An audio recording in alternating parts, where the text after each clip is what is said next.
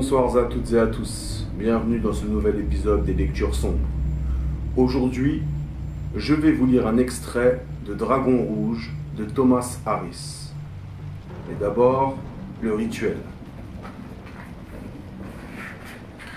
Le feu pour éloigner les mauvais esprits.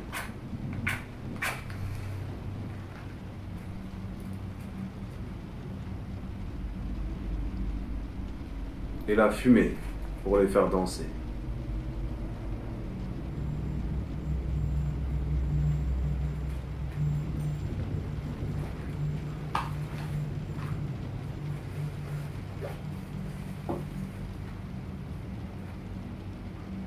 Will Graham avala 2 pastilles digestives. Le bruit du papier cellophane lui déplut.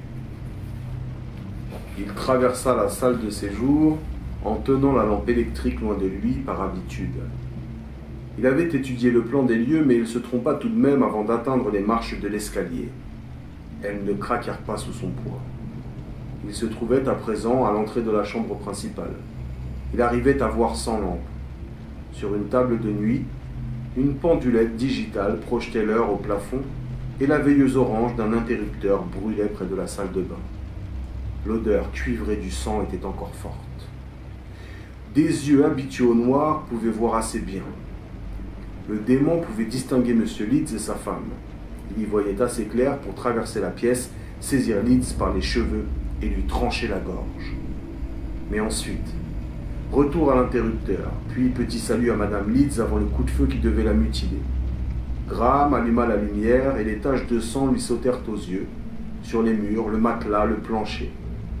L'air était empli de hurlements. Il défaillit devant le bruit de cette pièce silencieuse souillée de taches sombres. Graham s'assit par terre pour tenter de se calmer. Le nombre et la diversité des taches de sang avaient posé une énigme aux inspecteurs d'Atlanta. Les victimes avaient toutes été retrouvées dans leur lit. Et cela ne concordait pas avec l'emplacement des taches. Ils avaient tout d'abord pensé que Charles Leeds avait été agressé dans la chambre de sa fille, puis traîné dans sa propre chambre.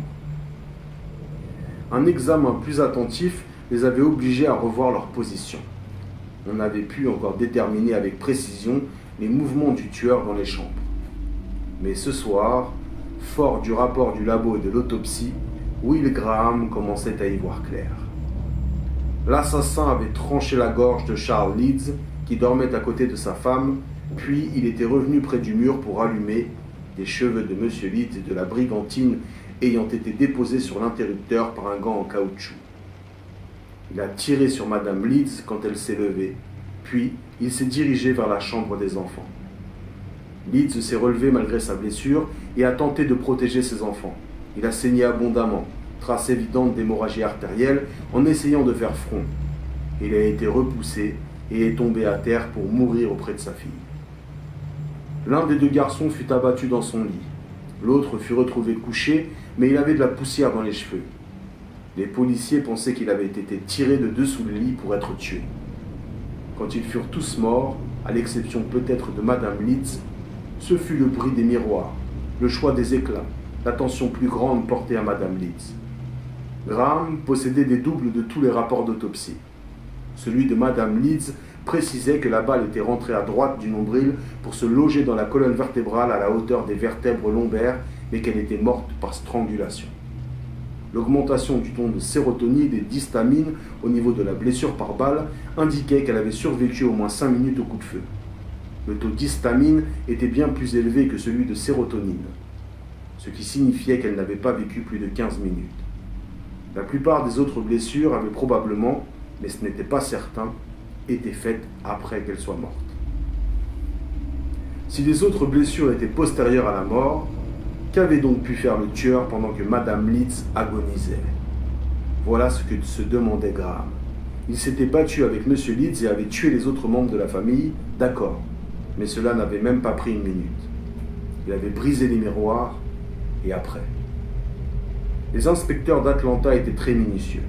Ils avaient systématiquement tout mesuré et photographié, passé l'aspirateur, fouillé le moindre recoin et étudié les siphons de la salle de bain. Les photographies de la police et les tracés des corps sur les lits montraient à Graham l'endroit où les cadavres avaient été retrouvés.